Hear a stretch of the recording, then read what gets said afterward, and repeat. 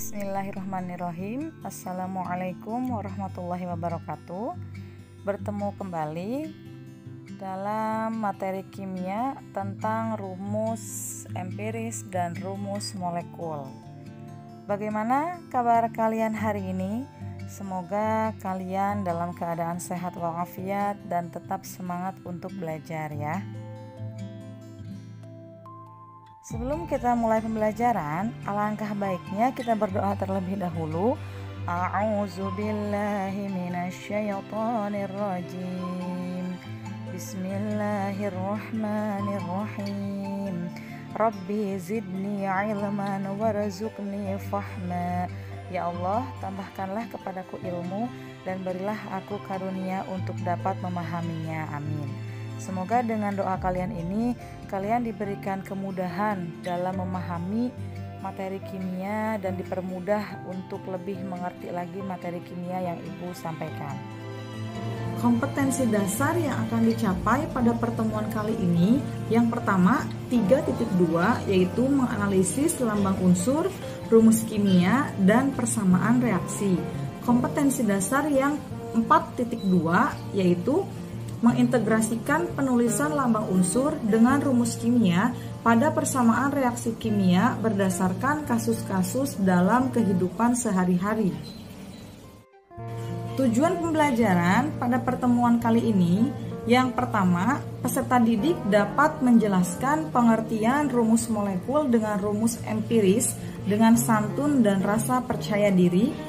Yang kedua, peserta didik dapat menghitung jumlah atom masing-masing unsur dalam suatu rumus kimia dengan benar. Di pertemuan minggu lalu sudah dibahas tentang rumus kimia. Rumus kimia itu adalah zat yang menyatakan jenis dan jumlah relatif atom-atom yang terdapat dalam zat itu. Ini sudah dibahas ya pada pertemuan sebelumnya. Teman-teman mungkin di rumah masih ingat. Misal di sini Ibu review kembali. Contoh di sana ada H2O. H2O di sini H2O. Angka 2 di sini itu namanya adalah indeks. Artinya indeks H-nya berarti ada 2, kemudian indeks O-nya itu ada 1. Angka 1 di sebelah O itu biasanya tidak pernah dituliskan. Jadi kalau ada unsur yang tidak ada angkanya di sebelah kanannya, berarti dia bernilai atau punya indeksnya itu adalah 1. Masih ingat ya? Minggu lalu sudah dijelaskan pada video pembelajaran sebelumnya. Nah, rumus kimia itu ada 2. Yang pertama ada rumus molekul, kemudian nanti yang kedua ada rumus empiris. Rumus molekul itu adalah rumus kimia suatu zat yang menyatakan jenis dan banyaknya atom yang sebenarnya dalam satu molekul suatu zat.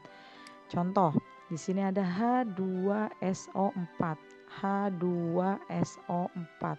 Artinya berarti di sini terdiri dari 2 atom H karena ada indeks 2, H-nya ada 2. Kemudian 1 atom S, di sini S-nya tidak ada angka, artinya dia bernilai 1 indeksnya, dan 4 atom O. Nah, di sini ada O-nya ada 4, H2SO4. Sekali lagi, berarti H-nya ada 2, S-nya ada 1, dan O-nya ada 4. Ini namanya adalah rumus molekul. Contoh lain, misal di sini ada CH3COOH. CH3COOH.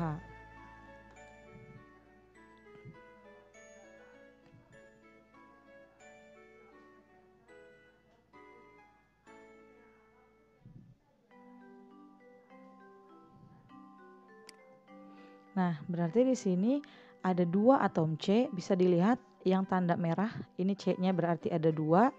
Kemudian ada 4 atom H, di sini H-nya ada 3, di sebelah kanan H-nya ada 1 ditambah 3 berarti ada 4. Kemudian ada 2 atom O yang berwarna kuning, di sini O-nya ada 2. CH3COOH berarti terdiri dari 2 atom C, 4 atom H, dan 2 atom O. Bisa dipahami ya? Di sini jelas ada warnanya, yang C itu merah, H itu biru, dan O itu ada kuning, warna kuning. Nah, ada contoh lain, BaOH 2 kali. Kalau ada angka di luar kurung seperti ini, nah seperti ini angka 2 di luar kurung, artinya angka di luar kurung ini milik unsur yang ada di dalamnya saja. Jadi nanti unsur di dalamnya itu tinggal dikalikan dengan angka yang di luar. Contoh di sini BaOH 2, berarti terdiri dari BA-nya di sini ada berapa? Tidak ada angka, artinya nilainya 1. BA-nya ada 1 atom BA, kemudian 2 atom O. Di sini O-nya ada 1 dikalikan dengan indeks di luar 2, berarti 2 atom O. Kemudian di sini ada H-nya ada 1 kalikan dengan 2, jadi 2 atom H. Sekali lagi, jadi kalau ada angka di luar kurung, artinya angka ini milik unsur yang ada di dalamnya saja. Bisa dipahami ya yang di rumah. Contoh lain, nah di sini bagaimana kalau ada 2H2O? Nah ini pertemuan minggu lalu masih ingat, ini angka di sini apa namanya? Koefisien. Nah kalau koefisien berarti milik semua unsur yang ada di belakangnya. Berarti H-nya ada, di sini H-nya 2 dikalikan dengan koefisien 2 jadi ada 4. Berarti H-nya ada 4 atom H, dan O-nya ada 2 atom O. Ini untuk rumus molekul. Bisa dipahami ya untuk rumus molekul. Nah, yang kedua ada rumus empiris. Kalau rumus empiris itu adalah rumus kimia suatu zat yang menyatakan jenis dan perbandingan paling sederhana atau bilangan bulat yang paling kecil dari atom-atom penyusunnya dalam satu molekul suatu zat. Jadi kalau rumus molekul tadi itu masih bisa dibagi angkanya. Kalau rumus empiris itu angkanya harus sampai pada bilangan bulat yang paling kecil. Bilangan perbandingan yang paling sederhana sampai tidak bisa lagi dibagi. Contoh, rumus molekul, ada rumus molekulnya H2O2. Nah sekarang pertanyaannya, berapa atau apa rumus empiris dari H2O2? Nah ada di sini H2O2, berarti di sini H-nya ada 2, O-nya ada 2. Nah sekarang supaya angka 2 ini bisa sampai pada angka yang paling kecil, yang paling sederhana, berarti tinggal dibagi 2. H2O2 ini tinggal disederhanakan dibagi dengan 2. Berarti 2 dibagi 2 hasilnya 1, 2 dibagi 2 hasilnya 1. Jadi rumus molekulnya adalah HO. Contoh lain, ada rumus molekul C6H12O6. Di sini C-nya ada 6, H-nya ada 12, O-nya ada 6. Nah, kemudian kita sederhanakan atau kita bagi dengan angka sampai nanti mendapatkan hasil angka yang paling kecil. Ada 6, 12, dan 6. Kira-kira dibagi berapa supaya kita mendapatkan hasil angka yang paling kecil? Ini mau dibagi 2 ataupun 3 juga bisa. Tapi hasilnya nanti akan dibaginya 2 kali. Jadi supaya kita langsung mendapatkan angka yang paling sederhana, tinggal kita bagi 6 semuanya.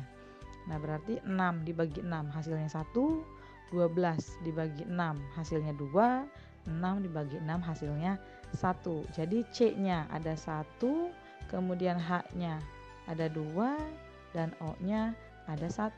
Jadi rumus empirisnya adalah CH2O. C-nya ada 1, H-nya ada 2, O-nya ada 1. Sampai sini bisa dipahami ya.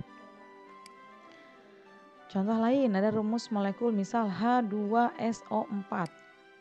Di sana H-nya ada berapa? Ada 2, S-nya ada 1, O-nya ada 4. Nah kira-kira H2SO4 ini mau kita bagi dengan berapa supaya mendapatkan hasil yang paling kecil? Kalau misalnya kita bagi 2 bagi 2, oke 1. 1 dibagi 2, 0,5. Tidak mungkin ada indeks yang bernilai desimal. Nah lalu bagaimana? Nah, karena H2SO4 ini tidak bisa kita sederhanakan, maka perbandingannya tetap. Jadi, rumus empirisnya adalah tetap H2 SO4 karena tidak bisa kita sederhanakan. Nah, seperti ini.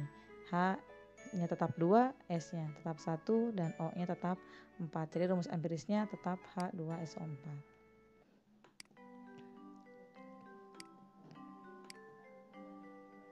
Nah, ini contoh rumus empiris. Misal ada asam sulfat. Asam sulfat rumus molekulnya adalah H2SO4.